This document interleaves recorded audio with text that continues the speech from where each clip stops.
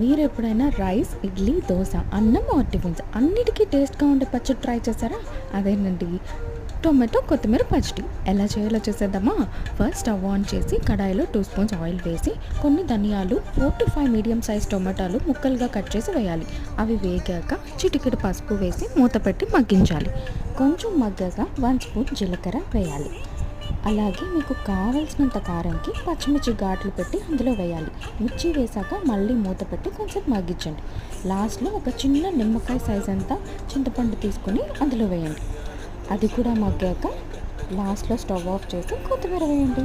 And లాస్ట్లో ఒక చిన్న బెల్లం ముక్క కూడా యాడ్ చేసుకోండి. సాల్ట్ బ్యాలెన్స్ అవుతుంది. అంతే.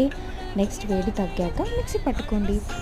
బౌల్లోకి తీసాక 1 స్పూన్ ఘీ యాడ్ చేసుకోండి. వేడి వేడి అన్నంలోకి ట్రై చేయండి. చాలా బాగా నచ్చుతుంది మీకు.